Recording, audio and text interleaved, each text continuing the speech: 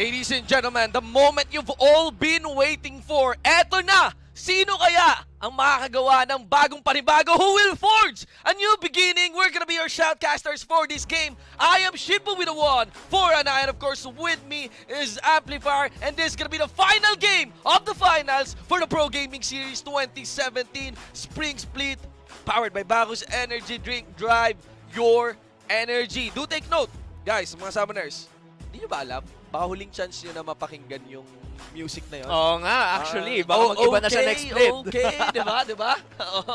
Hindi natin grabe. alam.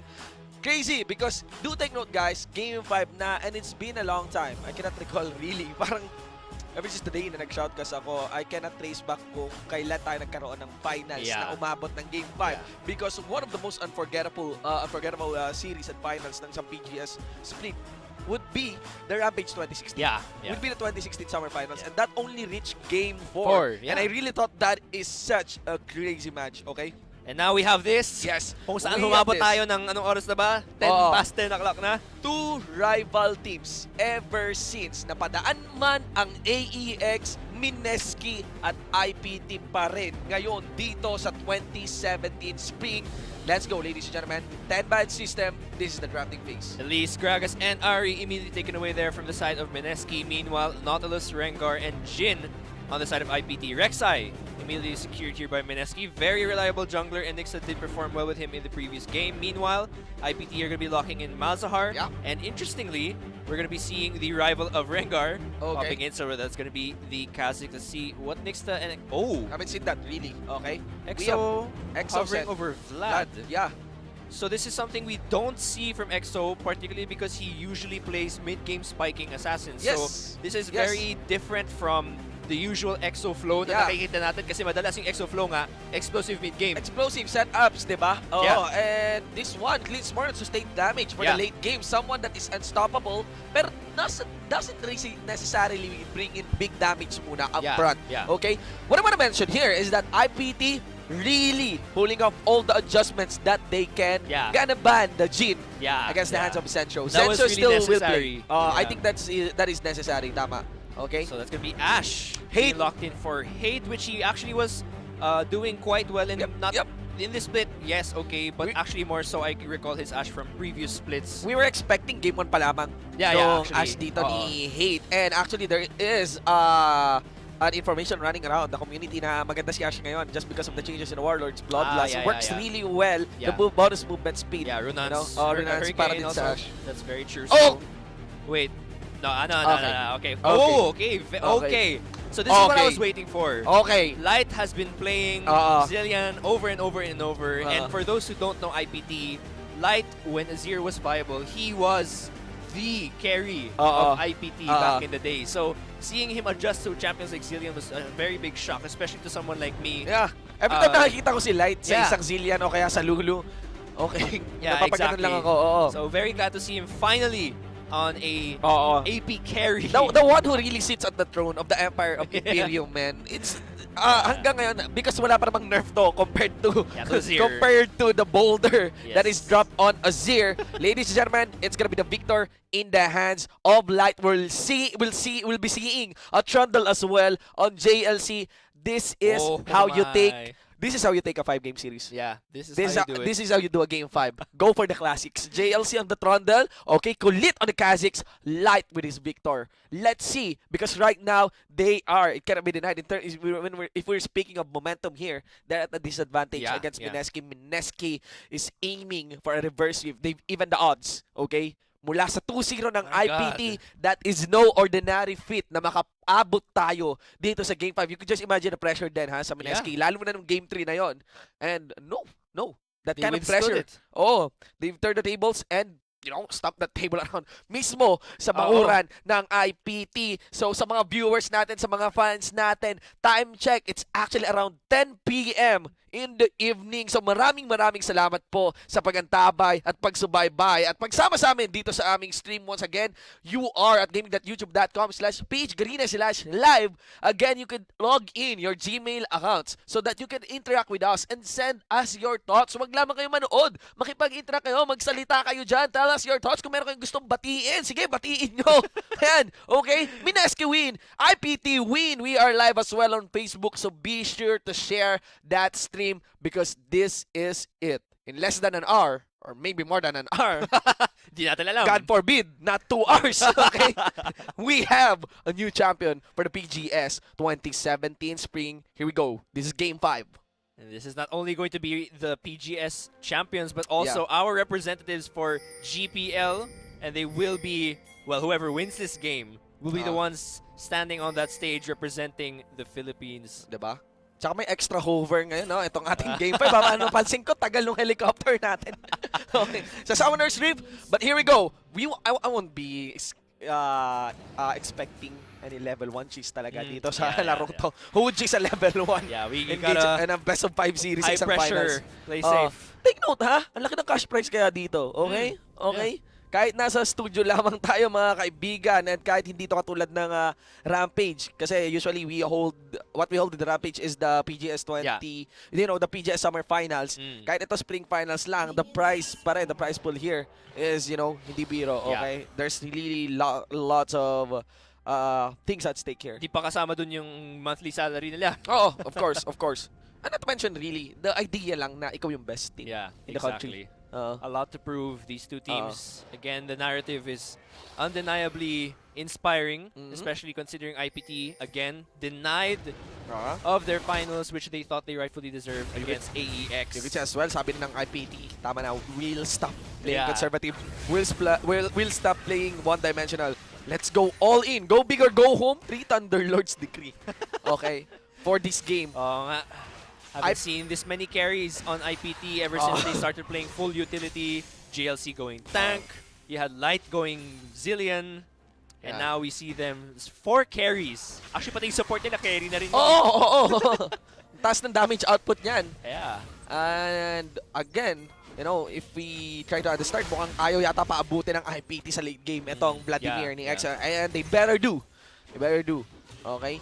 The late game is going to be actually crazy for both teams. Because we've got the Vlad and Ezreal for the side of Mineski, and then you've got the Victor and the Trundle for the side of IPT. So a lot of damage pouring in from both sides once the late game comes in. I guess the only semblance of early game we'll be seeing is from Rek'Sai on the side of Mineski, and then of course the Ashe Malzahar will explode at level 6 as well. So we'll have to see which team can really reach their power spikes and use them the most effectively. The last 2 games as well, cannot be denied that Zensho has a stellar performance sa isang Jhin. And if I'm not mistaken, as I recall, Zensho is a good Ezreal player then. In my opinion, I would rank James higher just because he is more mas consistent talaga siya. Pero to the extent na if you would account how is Zensho and Ezreal, formidable. I'd say formidable pa rin. And this guy is a veteran as well. Sa mga nakakaalala nung buhay pa yung War Gods. Zensho, Light, and JLC all used to be on the same team. Zensho played for IPT as well. Yeah. Flash out early. Kaigo being forced out. And he may have to recall. No more charges on that corrupted potion. Galit si JLC dito. Actually, Nexus is just waiting there. The flash by DG here. Exhaust onto Hate. Wait, a 4 for an A, a 3 for an E. Will he go down? No jungler around the vicinity. Do take note, they're on the north side of our map. So, almost close. Let's just account for the summoner spell. Rebs has a summoner spell intact. The flash. Okay. Going to be heal up still on the side of Zensho, but no sustain for Zensho and TG. So, they actually lost that trade because of the lack of sustain on their side. Rebenga and Hate still have a lot of HP. Yeah, the pots is still available, so that's one. Okay, so you'd be expecting the next minutes to be in favor here of IPT's bottom duo. Alright, you can see as well that Kulit not gonna gamble anything on that blue side jungle mismo ni Nixta dito. EXO. Oh, wow. Actually for the flash, anticipating the Q Ignite. That's why he was going to be flashing out there. That would have been very dangerous, especially since EXO actually went for aggressive with the Ignite instead of the Ghost. So that's actually pretty interesting. Yeah. Pero I guess medyo confident din siya kasi Victor doesn't have the most stellar early game, so he Yes. probably thought na kakayanin niya yung early game. However, Pero Light ito, is no joke on a Victor. yes, and hindi biro din yung CS lead na to. That's, before the 5-minute mark. Yeah, Okay, that's 30 against 14. That's too much. Okay? yeah, Pero, definitely. let's see. Of course, this will, of course, reflect itself when the gold or the CS lead is cashed in. Yeah, So, there's gonna be a recall on Light. I think Light's going to rush. Oh, actually he goes Doran's boots, so that's Oh. pretty interesting. Aggressive. Yeah. Yeah, this is gonna be an aggressive build-up. So he's More gonna- delayed control. Oh, he's gonna push his lead. Oo. We'll see if Nixta can help out EXO during this laning phase if he doesn't choose to. Because looking at you engage ng Mineski, Kaigo is not exactly the same as JLC where he's got this really great teleport sense and this great engage sense. JLC much better on the Poppy than Kaigo. So when you look at the engage of Mineski, you have to wonder, what are they going to do to be proactive? Kasi their composition actually looks more like a prolonged team fight, kiting kind of disengaging kind of team composition. Unlike IPT, where you've got a lot of options actually to engage. Well, actually no, I'm joking. That's actually only two ways. They have the Hate has the arrow, and then you have Rebenga with the pick.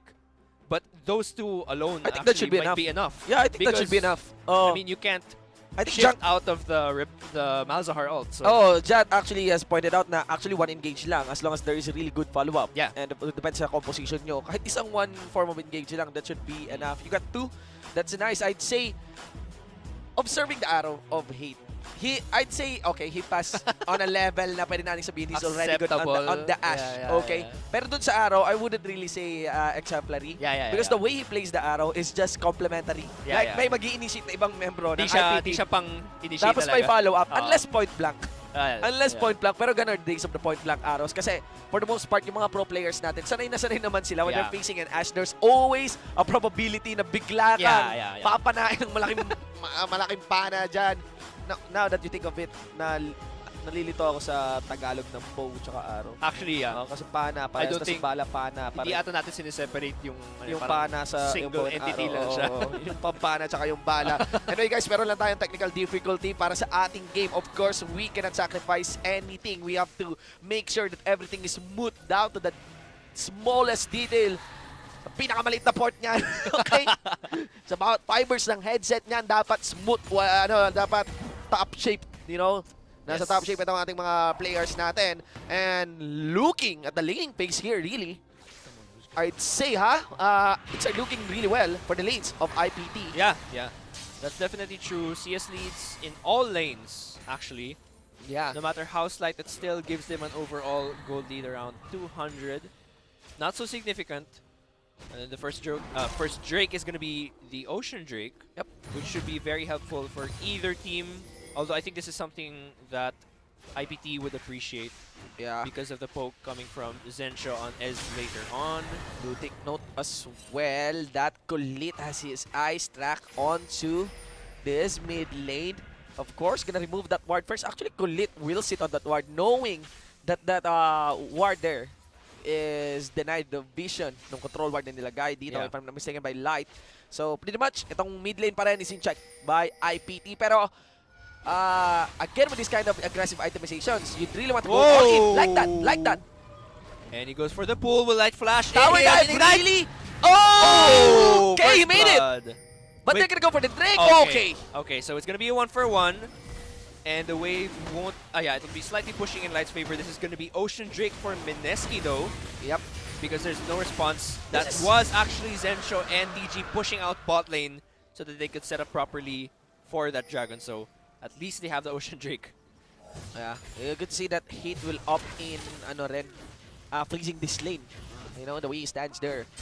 What I'm curious really is that kung paano namatay si Light doon. Yeah. I mean, naka-Storm Raider Surge kasi si EXO-Sen. Yeah. I think that's the final take of the Ignite. Yeah, it Okay. was. Yeah, It was the final. I mean, yun lang ang only probable answer para, kung bakit namatay si Light doon despite the tick EXO was Sen there. being I back. think it was over aggressive Light, but he still gets the first blood gold. And he So- denies the minion. Well, yeah. Okay, he shoved the minion sa torre ni EXO. So, kahit maging 1-1 yun, Yeah, slight gold advantage pa rin sa kanya. Especially with the first blood gold. Meanwhile, top lane, Tiamat already up for JLC, so he can really push in Kaigu, especially he's post level 6. The big problem here is that you don't necessarily put a Vladimir behind the item. You can actually just have an item advantage against the Vladimir. Pero like, if you'd expect na kung ano yung CS deficit mo sa Vladimir early on, na sa late game, Well, i-offset lang yun ng Vladimir. Yeah, that's true. What I'm curious here is that without Cloud Drake available, and in this early pickup ng Cloud Drake dito ng Mineski, I'd say... I mean Ocean Drake. I think that's Cloud Drake. Pero really? let's just check if the overlays will be updated. Pero if you wanna observe us again, this will work well para kay Nixta if ever he wants to rotate between lanes. Oo. Okay. So for now, there's a reset sa ating map. Yeah, naisip ko nga actually, the longer kasi that it takes Exocent to reach his power spike, it's gonna be very difficult for Mineski kasi konti lang yung damage sources nila. It's actually only Zensho and Exo who will be providing the damage here. Unlike before, where Kaigu might take a damage dealer. So for example, he took Renekton before. Pero dito, solely reliant on Mineski on their mid and bot. So if Exocent falls behind too far compared to Light, then they'll have to be fully reliant on Zensho, who will probably hit his spike, well, probably much later once he gets his double item core. So they have to slow it down. Hate, though, may reach his spike earlier. He does go for the Bam Scepter and Light. Almost engaging there, but he is going to be pushing him out. Meanwhile, Rek'Sai going to be moving over to the river. There's no vision here, and Light, he might get for the gank, but Light Spider senses art tingling. He goes for the now ward. in lane, so there's a knock on the Light, and that's how you shut down the Light. So let's see, IPT with a lot of squad to be sent here in the mid lane will be seeing a 3v4 and make that a full squad of Mineski. The rest of the members, Rebs is gone, JLC though, hammers through Dixta, and yes, that's a 2-for-1. This time, it's on Mineski's side. Yeah, I think that was a mistake from Light. He played on the side of the map where they had no vision. Yung teammates niya, nanggaling sila sa bot, he moves over to the top side, which is kind of weird because you usually want to stick to the side where you have information. So, medyo kamalian yun ni Light to face check into a bush where there was no vision. But, it is going to be a 3-2 on the kill score with a slight lead in favor of Mineski. Yep. Alright. Light really didn't have much of an advantage there. Looking at the items, he does have an upgraded Hex core. And he does go for the Ionian as well. Meanwhile, Vlad, of course, itemizing defensively. He does get the cloak. And the tier slowly stacking for Zensho there.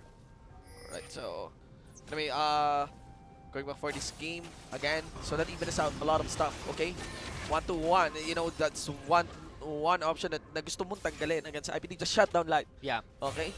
So itong double Doran's ring, Yeah. mawala na to. Yeah. Light would want to opt on the standard itemizations. Actually, Exocen here, I think this is not an itemization for the Visage. This is most likely an Abyssal. Yeah. Okay? Scepter would be an intuitive pickup. Or I don't know if he... Yeah, actually, most likely. But rather, this time it is IPT's turn. I think they have a clear idea that... There's vision though. But Rebs And Rebs doesn't see that Drake is coming up in 1 minute and 30, so they might be setting up. TG spotting the rest of them out, so this is a failed gank. They'll probably back out. Actually, no, they're going deep because they have timer on the red. Okay, he sees them with that passive. Oh, wow, flash in! There we go, there's gonna be the flash in, full on collapse. Oh, and wow. that's how you shut down Rebenga, punishing him for his aggressive position. Clearly just because of that ward. Yeah. Okay. Exo On the plans with here a call, IPT. just popping his ult immediately. Getting that one. 1 minute left until the next Ocean Drake. This will be pretty dangerous if it falls on the hands of Mineski again. Because that will negate a lot of the poke coming from either Ash or Victor come late game. It's like a game of pull and trigger now. Yeah. Like, paunahan. Ngayon. Actually, this because of the vision. Yun yung hindi na-account dito ng mabuti ng IPT. They've been setting up aggressive plays and it seems that Mineski is anticipating that. Yeah. Especially on yung sariling jungle mismo dito ng Mineski, yung pinupuntahan ng IPT, and that's what would put IPT in a bad position if ever Mineski decides to answer. And IPT actually, they've set good enough wards around the dragon, so they might actually be going for this. Kha'Zix just waiting, Rebs getting a bit low. Nixta was spotted though, so that will give Kulit the sign to move down to bot. Will we see a 3v3? Kha'Zix moving down. Alright. And remember, this is double level 6. That's Malzahar and Ashe, so they can just press the button. Press R anytime. There it is! There you go, the ultimate. Now there's a jump mula kay Kulit. Plus with Rev's ultimate, but of course, the Grey Health is there for the Light. Tamkens. Now let's see. Here comes Light. Chaos Storm and the laser still activated. The VAR. Let's see, will he be able to secure the kill against the support? Yes, he will. wow. Exocen is here. It's a 2v2 situation. Of course, pwede pa rin mag-kite dito si Zencho. You could see na wala na si no, Light. Light is the only one remaining. Receives the ultimate from Exocen. No flashes. Praise Seeker, the proc from the ultimate mula kay Exocen. And still, that is Mineski's game in the bottom lane. Mineski's lead slowly climbing 1 for 3 in that exchange. And even though IPT, kahit sila yung nagsimula nun, it quickly turned on them. And Mineski is very willing to take the fight against IPT Yeah. in this early skirmishes because they know with this kind of composition, magiging aggressive Yeah. ang IPT. Wow. Just interesting that even though Hate and Rebenga have the CC advantage, well, Yes. the thing is, I think this is when you because have that Devour from Tamkench, And the Grey it's- Health. yeah, it's The just Grey so Health, hard. right? It's really hard. Dumoble yung tinarget nyo. Oo, yeah. Ang kapal, actually, it's like you targeted mid-game tank.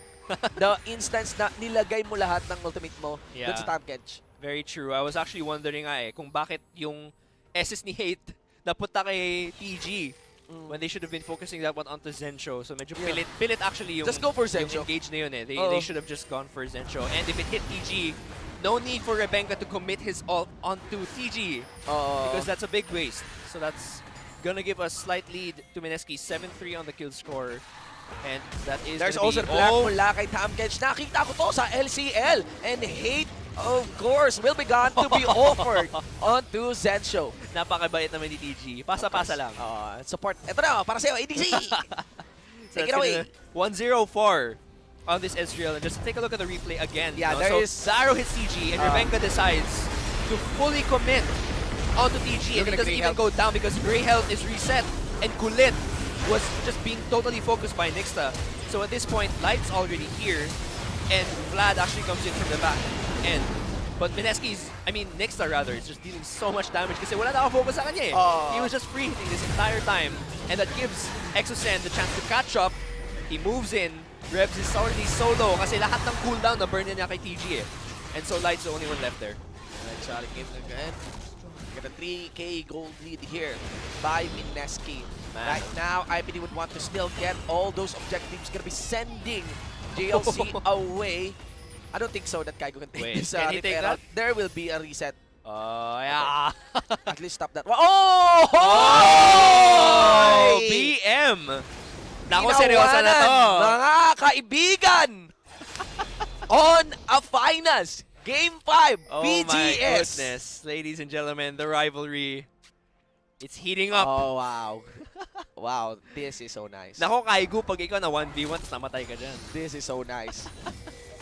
Kasi sa Jengski ko lamang to nakikita and that's in the form of the badge. Oo, yeah. And hindi actually. lamang tao yun. Now all in on to Exocen. Let's see, of course, the laser. The follow-through damage won't be enough. There's enough movement speed mula sa ating Vladimir. Still 8-3. And IPT, I don't know if naipadala yung mensahe sa IPT nung BM dito ni Kaigo, but let's get back onto the full analysis ng game natin. Yeah. Malalaman natin kung ano magiging epekto sa IPT na to. Yeah. Because, Actually, nasasayangan ako sa summoner spell waste kay Exo eh. I really think he should have just gone for Ignite. I don't know, for Ghost yeah. rather than this Ignite, which he hasn't been able to use except for probably the first blood he got a couple of minutes ago. But again, that's a 4K gold lead Tsaka in tower favor dive of nga yun Mineski. And Tsaka yeah. tower dive din yun. Siya actually na first blood dun. Oo, 1-for-1 lamang yun. So, And yeah, it would be better no pagpasok ng late game kasi ang Yeah. pumasok ng Vladimir. especially to chase this Ashe Oo. because she's going to be kiting away from you Yeah. the entire time. There's a lot of CC because of the slows, for example, from JLC and Light with the gravity field. So it's very difficult to chase them. Ghost would have been a huge amount of utility for later on. But that is going to be Mineski trying to go over the top next. Drake Yeah. is Mountain Drake. And this Rift Herald. So it's like Mineski has one step ahead in terms of the rotations against IPT. Oh. They know though, multiple members are here, threats are high, Let's see, ladies and gentlemen, here comes JLC, and I think this is a fight that IPT won't compete though. Yeah.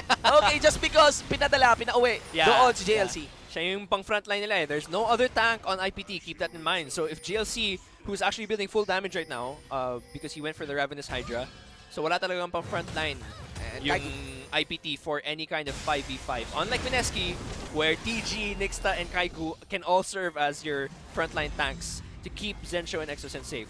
But IPT pushing in. Okay, teleport mula rin dito kay JLC. Mismo pumaplock dito si TG. Oh, wow! He's do not focus the bomb in the Grey Hell. There's a Chaos Storm and all in. Exocen with a damage. JLC cannot close the gap. He cannot clip. And Oh my come on, God. hammer down the backline dito ng Mineski. In exchange, it's a 4-4-2 and Mineski goes in big.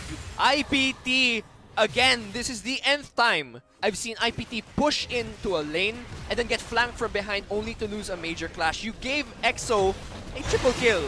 So again, IPT pushing in.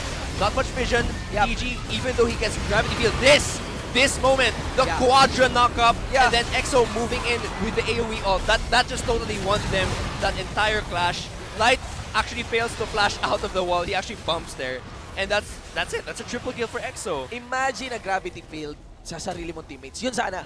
Yeah. Because right now, ang daming nabubuhos kay TG na hindi kailangan. Yeah. That's very true. Seriously, sulit na sulit yung Grey Health na ang top catch na to. And the durability, I'd say that. And right now, things are looking very gloomy for IPT. One major team fight na matalo pa sila. Wala na. This is if Mineski like win big for that one, let's say 3-4-1 or 4-4-2 exchange, mga ganon. Plus an objective or a turret. Pwede nang gawin ng Mineski dito ay textbook approach. Yeah. And IPT may want to stall the game in a sense na punishing kay Exocen yung kawalan niya ng ghost. Yun na lamang, okay? Actually, But that would require Hate to scale heavily in the late game. Nako. Hate is actually really not doing well right now. He's behind, well no, he's not behind CS, but he's 0-3. And I'm actually curious kasi inuna niya yung Blade of the Ruined King. Yeah. I don't know what Ashes exactly go for build path, but I would have thought he would have gone for Runons first. And then supplemented with the Blade of the Ruined King. This is once again IPT again, the fight na hindi nila pwedeng ipatalo. Kaigo with zone members away against IPT, and JLC will be left for dead. There's lacking damage for Kaigo. Mineski, despite IPT controlling the Rip Scuttler, this is their third Drake of the game. A Mountain Drake, that is.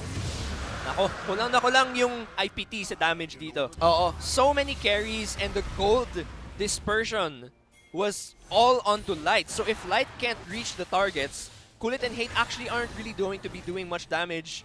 And you need to remember, IPT has to cut through 3 tanks before they have to kill a Vlad Ang laki nung and nakuha. then a very slippery Zensho on Ezreal. So there are just so many obstacles that IPT have to jump through. Ang laki na nakuha ng item advantage ni Exocen Yeah. mula doon sa triple cannon. Look at that. You got a Proto Belt, you got an Abyssal, And 10 stacks on your Dark Seal. Seeker's Arms Guard as well. Here we go. This is GG. Mineski. They just know when to assert their lead, when to push it my further. God. Gonna devour Hate. Oh my God, the that's just gonna lead momentum. the Ash. Of course, this is the momentum. And the big problem here is, it's like there's no room for breathing para sa IPT, para makahinga man lang. At steady lamang makapagsabi ng easy Bugatti kasi ngayon, 14-5.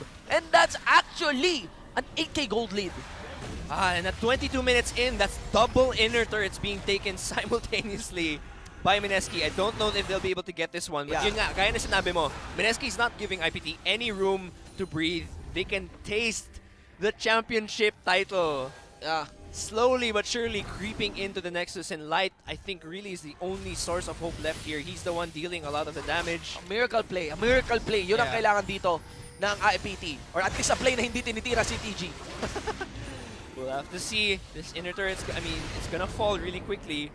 Yeah. Probably 3-4 more auto attacks and that's going to go down. IPT, their laning phase ended too quickly. They're still willing to take the Exocen gets pinned! There we go! Let's see a shutdown on the mid laner ng Mineski, but Zensho managed to kill the mid laner as well ng IPT. Still, Hate is getting the free hit. Does he have the damage? JLC though, the subjugate sulit na sulit. Still prioritizing TG. TG is now gone, and you can see the grab secures that one. This IPT's momentum knockback na magagaling mula kay Nixta, but Zensho's getting the free hits that he needs. And of course, Kaigo is still there. Oh my the God! one who laughs at the beginning will laugh at the end. That is a quadra kill for Kaigo! after pouring all their cooldowns on the carries, nakalimutan nila. Kaigu is still there. Yeah, He man. still had the damage. He's 6-1-3 now. Oh my Because god. of that.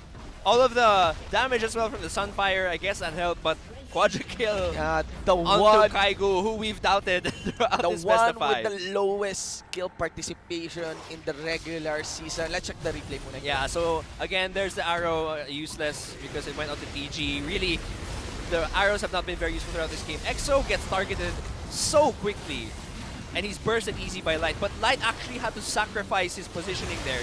So he actually went down early. It's a 4v4. GLC is the one who's focused here, but no one's touching Kaigu that entire time, so he's actually free hitting that entire time. Nixta absorbs the initial damage, and then everyone else is just able to clean up from that point because a lot of the cooldowns were already poured onto Exocet. And the big problem there is that Kaigo for that time, naka-subjugate siya. Ang lambot niya sana kung tinira siya. Yeah. I was observing, nakita mo yung maliit na gap na yon for Kaigo. Yeah. That's just only from 3 hits mula kay Hate. Nung naka-subjugate siya, pero nung nawala si Trundle, balik kunat ulit si Kaigo. Yeah. Ladies and gentlemen, so it's not just the triple kill of Exocet, this time quadra kill for Kaigo. Again, a miracle play for Imperial Pro Team. 10,000, nearly 10,000 gold lead at 24 minutes in, and the eyes are on the Baron right now. IPT, they needed the laning phase to make sure that they could reach the carry status that was needed to win the game, but it never happened. They're so far behind on all their lanes. All their carries are still hungry for items. And this Baron, not yet over. They may want an arrow, they may want Kulit to make that miracle steal. Kaigo is there. He just want to get a knock up, but rather Flash. here comes the chase. Where is the knock-up ultimate Oh. knockdown on Kulit with the jungler gone? Let's Oh see as my Kaigo's still God. unstoppable, and JLC would be late for the party. Gonna go inside the redemption. Let's see, ultimate from Oh, wow. is gone. Flash in, next up with the knock up, all in onto hitting a Oh vision. my Blade of the God. King will of course deny him his life. Here comes TG delivering Exocet, the blood in the mouth of the Tamkens. And ladies and gentlemen, I don't know. This might be this might Is not it? be the game. no, there's Yeah, no this not minion bad. wave. Yes, there's no minion wave, but we got a Baron in the hands of Mineski. Yeah, so IPT felt so pressured. It's just textbook. Mineski baits the Baron. They know they can win the team fight if IPT moves in. They have all the vision around the area. And JLC was so late. He circled the entire pit only to come when 2 of his teammates were already dead. And so at that point, it was a pretty useless effort. No smite here. And this is going to be a free Baron, 2 Ocean Dragons, 1 Mountain Drake, and a 13,000 gold lead all at 26 minutes with a mid inhibitor. Oh my God. How do you How do you, get out How do you of come back from losing this? your momentum after winning the first 2 games? And now you have to get through a 13,000 gold lead when your Ashe is 1-6. Oh, man. Right now, especially with the inhibitor open. So right now, what they would want is to actually trace back kung ano yung objectives na ipa-force dito Yeah. ng Mineski. Pero this is so bad as well. Yeah. Another Mountain Drake available para sa Mineski. That sums up to 2 Ocean Drakes and 2 Mountain Drakes.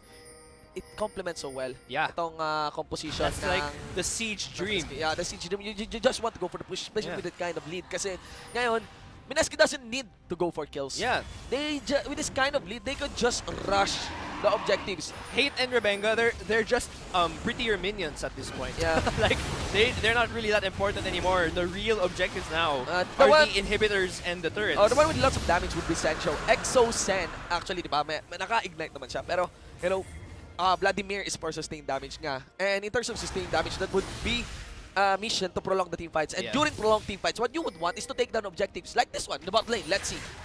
The biggest problem. IPT was not able to oh wow, flash in! Okay, the flash in, lockdown on Exocet Redemption, but of course there's the assurance mula kay TG. Hindi na iluwas sa Redemption si Exocet, but of course wala dito sa laban na to si Light. The one who's taking turret hits would be Nixta, who will go down. Kulit Light will join this fight anytime Oh my soon. God. But still, it is the second inhibitor to be denied. Don't take note, napaka-makapangyarihan ng second Mountain Drake. You could see that IPT is clearly lacking damage against Kaigu, against this enhanced and empowered minions. One final door before the championship. That is for Mineski. Napaka problematic ni TG for IPT. Yeah. Every time IPT tries to secure a kill, TG just saves him.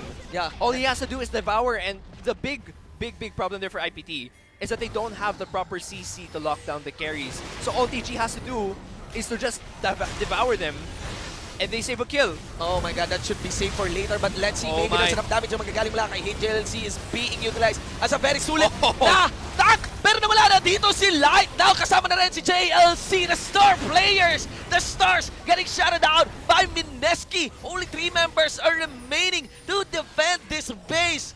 Oh my god. Oh my This god. is it, ladies and gentlemen. On to the first Nexus turret. The ultimate get casted here by Exo. Sanguine full in the back line. Oh my and gosh. you can see, of course, that's it, ladies and gentlemen. Mineski, League of Legends. Ladies and gentlemen, your representative to the GPL 2017 Spring and our champion for the PGS. It's Mineski. GG. Well played, and insane best of 5 series that our teams had to go through. And it's all about energy na lang. Oh, talaga para sa Mineski. The moment that they got that lead, it's just too crazy. If I wanna, I'd say for that game, I would give my props not just on. It's like James sumabi kay Zenso in terms Yeah, of consistency. yeah. No anti dives, pero I'd give it to TG. I'd give it to TG on that catch. Yeah. Really, that clutch play in the bot lane. The moment that he receives the ultimate of the Ash Arrow, I know it's already a bad decision actually. Just capitalized on the mistake na na-receive niya yung crowd Yeah. control tsaka 2 ults. Pero, the idea na kahit kill range na siya, dinevour niya pa rin si Zensho Yeah, nung yeah, papapasok si Light. That is very game-changing. Yeah. Dun sa bot lane. Not to mention as well the setup din dun sa mid lane which allowed for the triple Yeah. kill of Exocen. Despite obviously the leaning phase, it was Light. It was a very good control. Yeah. Damn, this game. What about, I mean, what are your critical points for that? I know, I game? mean, I agree. TG actually played quite well. No, he was Oh. really also, I mean, based sa observation natin, siya ata rin yung parang semi-shot caller ng team. He's really the one trying to rally them forward and trying to make the calls when to go in, when to go out. And so I think that also really did play a big factor. Mineski, you know, we really doubted them for the first 2 games. There were so many things that were going wrong. Parang hindi nila alam kung ano yung identity nila as a team. Sino ba yung carry natin? What champions are we going to play? How wide is our pool still? nga eh. And then suddenly, come game 3, they bring out the Fizz, and then they start doing all this crap. Oh, And then IPT just didn't know. Hindi nila alam kung paano magre-respond. Kasi yeah. I don't think even they knew that Mineski was going to bring out this style This after piece, game no? 3. Oo. And then from then on, I think after game 3, Mineski realized, bam, that's what we need to do. Exo just has to be on a carry. Zensha has to be on a safe, consistent AD carry that can deal damage throughout the game. And Kaigo just has to play a tank. With a quadra kill. Yeah. Quadra. Yeah, well, that's bonus, but That's, they found out at Fuck. game 3. And I think that's the most beautiful thing about the best of 5 series is that walang pakayang best of 5 kung ikaw yung panalo sa first 2 games. Oo. If you don't know how to adopt and to learn throughout the series, Oo, then man. you're going to lose. Kaya nga, mukha lang chami-chami ang momentum na Yeah. yan.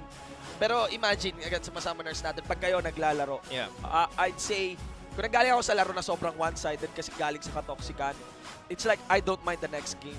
I still I'm okay with the next game. Yeah. Pero isa sa mga pinaka nakakapagod na laro ay yung panalo ka na talaga dahil sa katoxican talaga. As in, for some close reason, around 50-minute mark, tas natalo pa talaga Yeah, kayo. yeah. That is very tilting. That's what happened dun sa Mineski on Yeah. game 2. Pero on game 3, Biglang, it's like that Fizz, just creeps down. yeah. And even Senso, really, Yeah. against the ranks of IPT, cannot be denied na I'd say nawala yung safety net dito when it comes to the aggressive plays ni Rebecca. He's been caught out of a lot in Yeah, a yeah, bad yeah. position, especially in the red side jungle. I'd say overall then it's like I'd still give the execution of fights kay IPT. Observe the bait dun sa mid lane Yeah. where they really went all in. Initiate with the Ash Arrow and the instance na pumasok si Exocen because they know how to read the Yeah, fight yeah. of the enemy, Yeah. diba? Pagpasok ng Exocen, lockdown Yeah. using the ultimate of Malzahar. Yeah. Okay? It takes something, diba? It takes some level of play and galing, diba? Ng pagiging professional na para ma-pull off mo yon, magawa mo yung ganong classic command. Pero it's just, I think, in terms of ward, yun, preemptive wards. Yeah. Parang Mineski has the good control. Yeah, they did. Yeah. They did. Oh, they know na itong gagawin ng IPT. Dito yan dadahan. We got wards there. Let us confirm. Once we confirm, let's go for it. Yeah. Oh my God. Wow, that's it. Yeah. That's it. That is the PGS 2017 Spring Finals. And of course, para sa inyo sa mga viewers natin, syempre, of course, as promised, we have another promo for you, and that is the Guess That Pro. So, for our final pro player, ladies and gentlemen, that pro player is the former jungler of Naga Esports. Nako, idol ko to. Idol ko to. Kahit bumuboto ako sa IPT dito sa finals na to, ito pa rin ang jungler ko. He played support for his team last split before role swapping to jungle. And, wala tayo may 3-0 record with Kha'Zix. Yeah. Diba? Di niya ginamit, no? Di niya ginamit. Yeah. I'd say okay din yung Rek'Sai pickup. Yeah.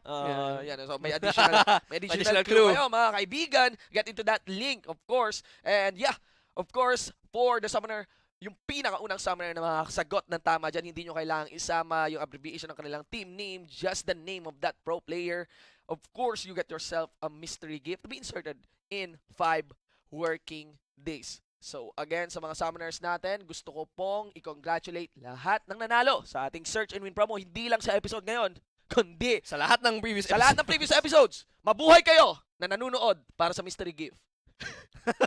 Siyempre, para rin naman sa sumusuporta sa mga streams natin, mabuhay yung mga humihingi ng link, mabuhay yung mga nagbibigay ng peking link. Sana wag nyo na yan gawin sa susunod na split. And of course, we are about to conclude. And you know, to some extent, it's like we've connected with each other. Siyempre, dito sa stream natin. And that is the aim naman ng ating mga streams dito sa Garena Esports. That pro is gonna be, ladies and gentlemen, Nexus. Yeah. Yes. So he was the previous jungler of Naga Esports back when before they disbanded around 2 splits ago. So that was the spring split of last year, I think. And yeah, I didn't actually expect him not to bounce back into the scene after Naga disbanded. I actually thought that was the end of their run. Pero he came back and he ended up in one of the best teams in Philippine esports, diba? So that was a big thing. So grabe, GG well played to both teams. Both teams, of You course. really have to give props to IPT for the first 2 games that they had. They really played it well. Cannot be denied that Mineski brings it back home. Yeah. Championship nila. Pero for IPT, that kind of performance pa rin yung ginawa nila sa playoffs when they said it is game time. Okay? It cannot be denied that there are things ulit to be fixed para sa IPT. And it cannot be denied, pati sa mga fans ng IPT, yan tulad ko, na kaya to ayusin ng IPT. Okay? This is, Imperial Pro Team. All hail, ladies and gentlemen. Malay natin, that is an opener for the summer. Yeah. Pwede. Diba? Lift the Rampage curse! That's definitely something we're looking forward to. Pero at the same time, Mineski, they haven't won a finals in quite some time, so I'm sure that they feel really good again to be called the best League of Legends team in the world, especially since, they were also our first representatives back in Season 3 for Worlds. It must feel good to be here again, and they will be the one to represent for the first time ever as GPL will be held here in the Philippines. So it's such an honor to be able to represent our country for that. Mga Exosen versus Optimus. Yes! Oh my God! I am Marines. looking forward to that. Mga kaibigan. Grabe. Kita-kits tayo sa GPL kasama ang Mineski, the best crowd in the world. Yeah. And of course, with the best team in the Philippines, that is Mineski. Yan nga, GPL 2017 Spring. Be sure to visit gpl.garena.com for details of the event, for the teams, and of course, for the tickets. Be sure to secure your tickets bago pa siya maubos, mga kaibigan. So, guys, hindi pa rin nagtatapos ang ating stream. Of course, champion to. Yes. Of course, may champion tayo, and we will have an interview with Mineski after the highlights. Let's see. My guess is, will it be EXO na interview natin or maybe the whole team? We don't know really, but it's gonna be exciting. It's very nice to hear from the champions themselves. Guys, kami po yung naging shoutcaster for this game. Ako po si Shinbu with a 1, 4, an I, and of course with me is Amplifier. What a nice game, man. What a nice game. And guys, it has been an honor to shoutcast for you and to be part of this league. Syempre, sa mga summoners, maraming salamat po. Again, dyan lamang po kayo. This is the Pro Gaming Series 2017 Spring Split powered by Bacchus Energy Drink. The finals concluded. We'll be right back for the interview. Ultimate, now there's a jump mula kay Kulit. Plasmic Grabs, Ultimate, but of course, the payout is there for the Light. Tomcats. Now let's see. Here comes Light. Chaos Storm and the laser still activated. The VAR. Let's see, will he be able to secure the kill against the support? Yes, he will. wow. Exo Sen is here. It's a 2v2 situation. Of course, pwede pa rin mag-guide dito si Zencho. You could see na wala na Oh, sila no, Light. Vega. Light is the only one remaining. This is the dito kay JLC mismo. Pumaplock dito si PG. Oh, wow. He's do not focus na more with the Grey Hell. There's a Chaos Storm and all in. Exo Sen with the damage. JLC cannot close the gap. He cannot clip. And Oh my come on, God. hammer down the backline dito ng Mineski. In exchange, it's a 4-4-2 and Mineski goes in big. IPT. Let's see a Again. shutdown of the mid laner ng Mineski, but Senso managed to kill the mid laner as well ng IPT. Still, Hades getting the free hit. Does he have the damage? JLC though, the subjugation hit the select. Still prioritizing DG. DG's now gone. And you can see the Prime secures that one. This IPT's momentum knockback naman kagaling mula kay Nixta. But Senso's getting the free hits that he needs. And of course, Kaiku's still there. Oh my the God. one who loves at the beginning will laugh at the end. That is a quadra kill for Kaiku. He just want to get a knock up, but rather here comes the chase. Where is the knock up? Ultimate knockdown on Kulit with the jungler gone. Let's see as my Kaiku's still God. unstoppable. And JLC with the late party gonna go inside. Redemption. Let's see, ultimate from wow. is gone. Flash index naman na knock up. All in onto hitting a Oh vision. my Blade of the God. Witching will of course deny him his life. Here comes TG delivering Exo Sen, the plotting about of the Tomcats. And ladies and gentlemen, I don't know. This might be this might not be the game. No, there's no minion wave. Yes, there's no minion wave. But we got a battle in the hands of Mineski. Yeah, so IPT For felt so pressure. Oh my. Ang damage ang magagaling lang kay JLC is being utilized as a very sulit Oh. na knock. Pero nawala na dito si Light. Now kasama na rin si JLC, the star players. The stars getting shouted out by Mineski. Only 3 members are remaining to defend this base. Oh my God. This is it, God. ladies and gentlemen. On to the first Nexus turret. The ultimate get casted here by Exo. Sandwich pulled the back line. Oh my and gosh. you could see, of course, that's it, ladies and gentlemen. Mineski, League of Legends. Ladies and gentlemen, the representative to the GPL 2073 and a champion for the PGS. It's Mineski.